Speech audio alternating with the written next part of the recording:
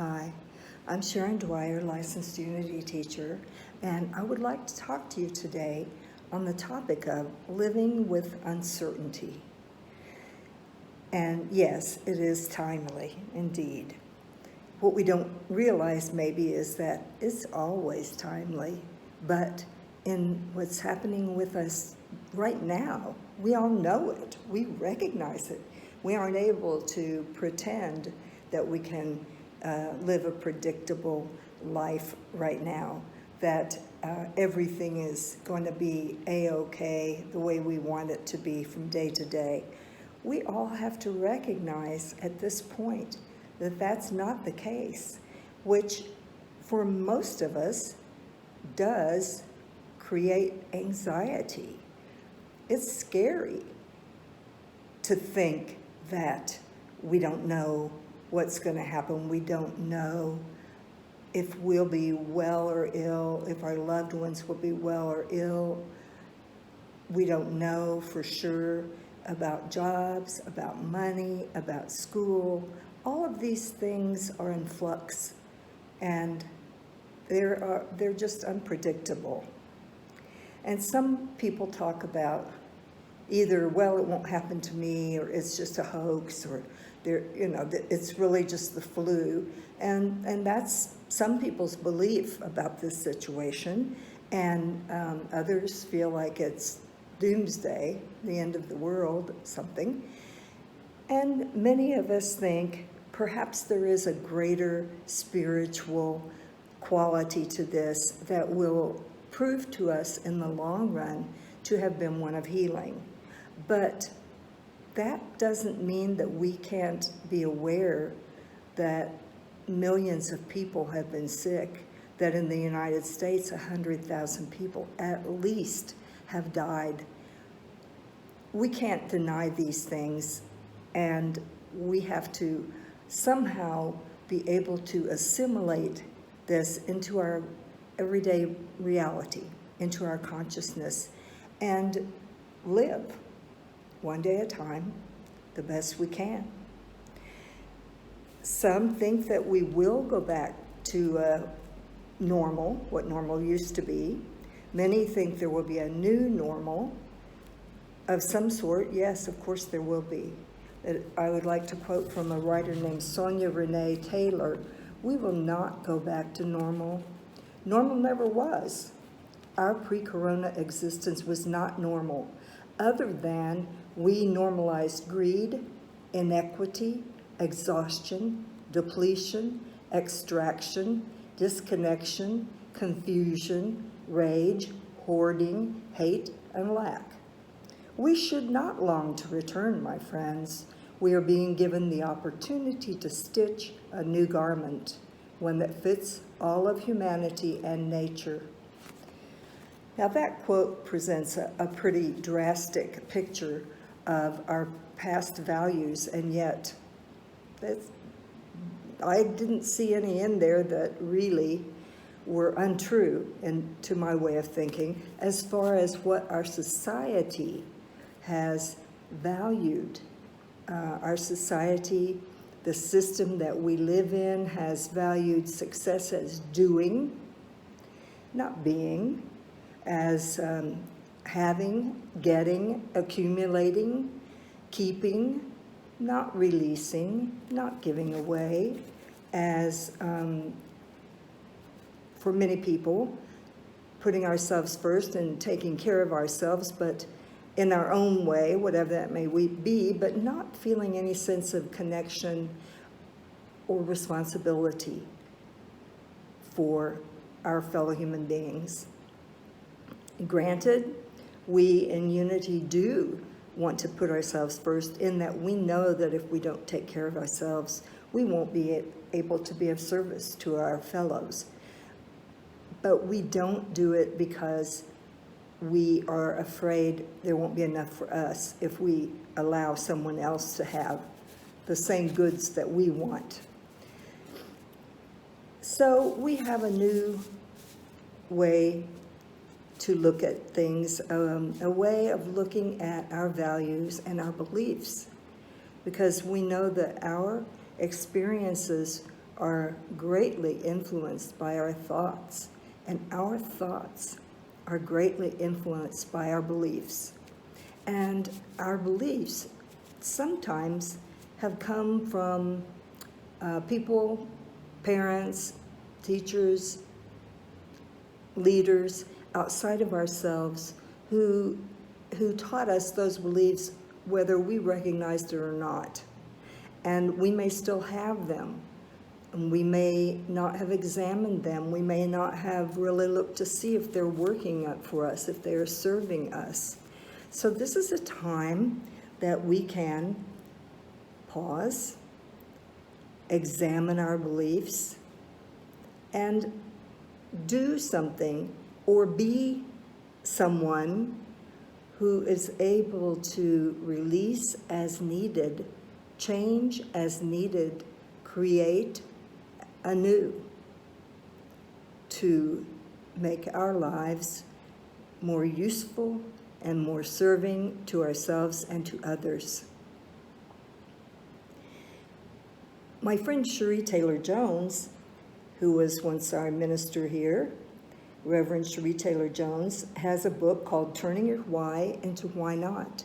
And she talks a lot about examining our beliefs and using that examination to identify what we need to do to release. She also right now has some podcasts, and you can see them various places, but her page, preachitssister.com, is one way to access this. And the podcasts are called Belief Busters, and several of them are related to, right now, to the experience of COVID-19, of the coronavirus in our world, and how we use this to serve us by, again, examining our beliefs. This is very important. We have oftentimes the belief that busy is good. Sometimes it is, but we may have a belief that if we just stay busy, we'll be okay. And that may serve us for a long time, but there also may come a time when we recognize that busyness that supposedly will lead us to outer success also is numbing us to the feelings created by the beliefs that we have within and have had for a long time.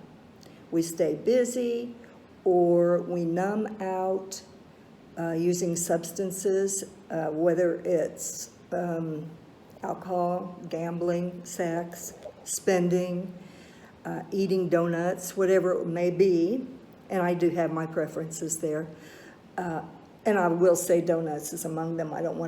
I should clarify that. But we have our numbing activities, which may even be addictions and may be very, very harmful to us, or just maybe kind of low-key ways that we do not allow ourselves to be still. But if we don't allow ourselves to be still, then we can't hear. We can't hear Spirit speaking to us. We can't hear what is in our own hearts. We can't really hear what other people have told us even. We need to be still, and we need to pause, and we need to have a way to examine, a way to look at ourselves and the world around us, how we fit into it, and how we can better create our own personal world. We may think that something is a certain way, and if it isn't, then we're very upset. But if we can recognize that it may not ever have been the way that we thought anyway, then we can perhaps accept that seeing something differently makes it different, makes our experience of it different. And that if we can stay present, if we can just pause and be still and allow things to be and allow ourselves to be, then something else will open up in us and in the world around us, even in other people.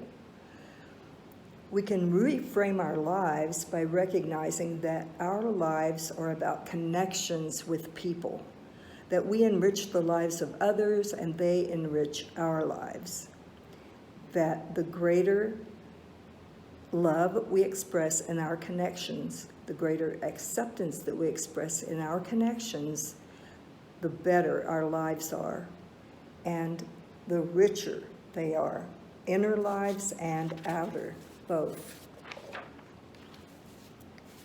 So if we can stop some of that busyness we have, if we can stop what may be a never-ending neediness that we are masking with doing, then we can pause and we can recognize that this moment, any moment, can be a defining one for us in our lives. We can decide at any time to challenge our belief that success comes from desperate, which we may not recognize as such, but almost desperate acts of nonstop activity. Our success does not necessarily come from that. Our success comes from being here now. Just as Ram Dass told us so many years ago, be here now. He was right. He still is right. We may think, well, when I'm retired, or when I'm thin, or when the kids are grown, or when I move, when I get married, when I get divorced, then I'll be happy. I'll be joyful. But the time to be happy is right now. And it's up to us to make the decision to recognize that joy comes from within us and that it is our birthright and that we can have joy now. We don't have to wait until outer circumstances are different. We can have peace and joy now. And one way that we can attain joy and attain peace is to allow ourselves to be curious instead of fearful of what's going to happen next. Because if we are fearful, then we are blocking our good, we are probably closing our heart, and we are not listening to ourselves or others. So if we are curious, even knowing that what's going to happen on the outside won't seem good to us, but if we are just curious and we can allow ourselves to be with what happens, then we can see it differently and change our experience of life differently. Curiosity is the stimulus that promotes a creative response. Creativity. Being curious allows us to practice our creativity, our curious creativity. Let curiosity call forth your creativity to be of service in finding solutions.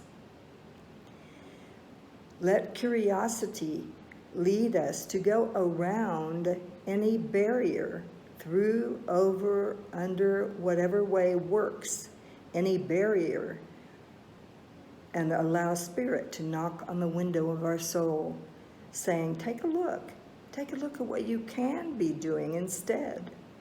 Because when we do have the spirit of curiosity, we are inspired to be creative and to allow ourselves to see things differently and do things differently. Creativity and curiosity allow us to explore our consciousness, looking for attitudes, thoughts, feelings that are not self-sabotaging.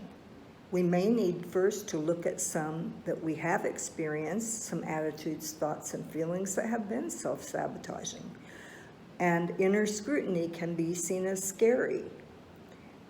But we really don't have to worry about getting lost or falling off the edge. For creation has a forgiving design. We can recognize that we are actually safe right here and now in this present moment. And that spirit reveals to us that safety when we pause and when we get quiet and when we stop thinking that quiet and stillness are emptiness. They're not emptiness in the sense of nothing of meaning. They can empty ourselves so that we can see what we want to actually be full of. The time that it seems to be a void in between situations or just a stillness is also the birthplace of our creativity and of our wisdom. The breath of God blows into us in the void and blows through us in the void, allowing us to create, allowing us to change ourselves and our thoughts. One of the writers that I have read and watched on YouTube is Tara Brach, Buddhist teacher, and she quotes other Buddhist teachers and talks about if we really want to open to love and compassion, we must also open to the reality of loss and impermanence. That if we let go a little, we'll find a little bit of peace. If we let go a lot, we'll find a lot of peace. And if we let go absolutely, we will find absolute peace and tranquility. And this means letting go of our resistance, letting go of our grasping, letting this moment be. And this is a gradual process, especially if we have experienced trauma. And it's good to enlist the help of others in this process of release, of letting go, whether they be ministers, therapists, or other helpers. And also to have compassion for ourselves along the way. Little by little, we can learn to release, to be still, to listen, and to allow ourselves not to be afraid of ambiguity, not to be afraid of uncertainty, but to know that it is really our deepest reality.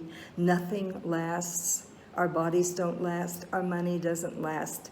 People don't last in the sense of being in the flesh. So when we can let go of the fear of these changes, then we can see through to our deeper reality. And we can let go of shame and allow vulnerability as we progress with compassion for ourselves, relaxing our grip on how we think things should be and how we think we should be as well. The egoic self can never be secure. And our grasping at the things we think we need in order to feel worthy of love actually just makes us feel less secure. What we need most in our insecurity and fear is a sense of presence, not of really being alone, not of being unsafe, but of being in the presence. As our co-founder Charles Fillmore said, we are in the presence of pure being, which is another name for the divine. So when we feel something of fear, we can take these 3 steps to help us through it. Name it. Are we afraid of failure? Are we afraid of being less than? Are we afraid of losing something or someone? Or all of the above? Are we afraid that we are unlovable, unworthy? Whatever that fear is, if we can name it and then move into the body, be aware of our physical sensations because the body lives in the present. And if we're aware of the body, then we can be more in touch with the present moment. We can ask, how is our fear showing, or this fear, showing it up in my body? And we can see where it is. Is it pain? Is it tension? Does it feel like grief? Is it sadness? Is it anger? How is it showing up in the body and where? And the 3rd step is We can be with the feeling with care and compassion. And this is being present. Being with ourselves in the moment with care and compassion, not blaming, not beating ourselves up, not shaming, just being present. This is experiencing presence, which is our deepest need and our greatest reward, our real purpose in life, to be here experiencing presence. And when we can do this in the moment, we can continue to live more and more of our lives in the experience of presence. But again, this is a process of releasing fear, a process of being with who we are and what we are experiencing within. So these 3 steps can be a spiritual practice. We can do them over and over and over. Name the fear, move into the body, ask how the fear is showing up in the body, be with the feeling, the fear, with care and compassion, which is experiencing presence. This is a spiritual practice, and when we do this, we can accept uncertainty, we can accept ambiguity, and we can accept better not knowing all these things that are going to be happening in our next days, weeks, and months. We can accept the unknowing and be in it and yet be okay, be safe. And we don't have to try to control things or others, or when we do start to do that, which is quite likely that we will, we can catch ourselves and pause, just pause, and then go through our steps, our spiritual practice of releasing, of letting go, of breathing, being in our bodies and allowing presence a little more in our awareness every day, at any time. I invite you now to relax into a full, deep breath, to allow the chair to support you, to reflect a moment and bring to mind a situation in your life that feels overwhelming or creates anxiety for you. It may be something in yourself or in your own family that feels scary, a loss, or the fear of a loss. It might be the unpredictability of the pandemic in our community and in our world. It might be the outrage and powerlessness over the violence from racism showing up again and even more in our culture. It might be any or all of these things or others, but bring to mind a situation that creates fear and anxiety for you now.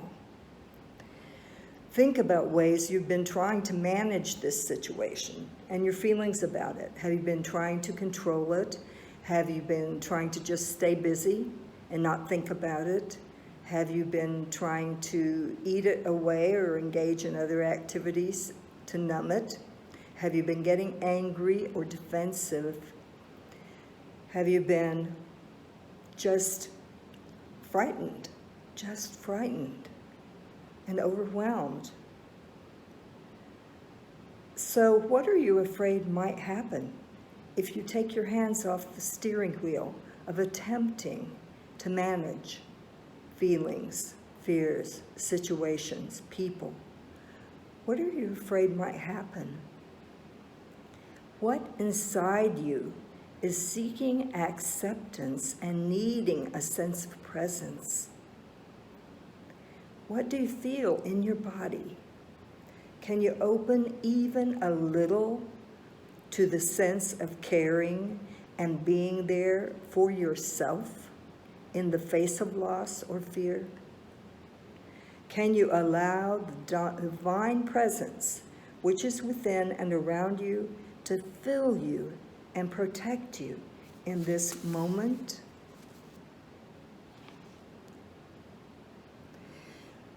Put your hand on your heart and know that you are not alone. You are connected to a force, a sacred strength that is the divine, within and without. Welcome everything, push away nothing. We don't have to like what is happening or coming up for us. Our job is not to like it. It is to simply pay attention, to listen, to be there. So let's take a few moments now and do that. Pay attention to whatever is coming up for you. Listen. Just be there.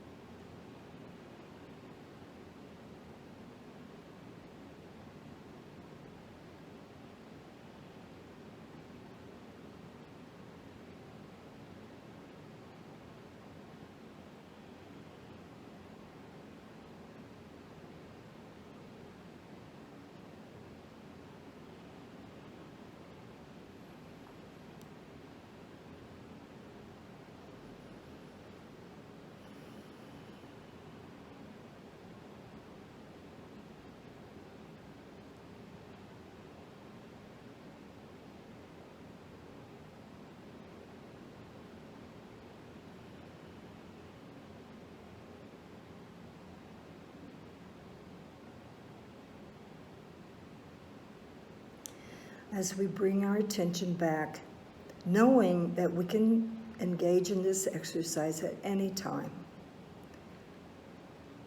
We can do it every day. The more we do it, the more it will become a part of us. So now we come back, remembering that we don't have to like what's happening. We just need to pay attention, to pause, to listen, to be there, to be present. And that gradually we will develop a kind of fearless receptivity, a sense of being with rather than reacting to whatever is going on within us or without.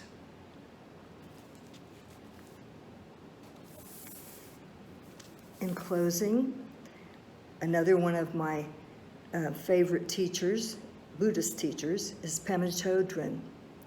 And I have some questions that she asks us that you can carry with you. What is it like to realize that we can never completely and finally get it all together?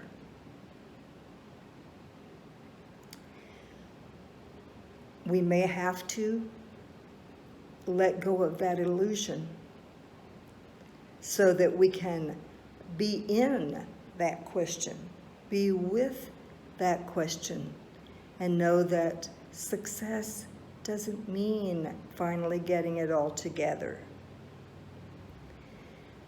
That success is being with our fears and thoughts and being with ourselves so that we can finally be with others.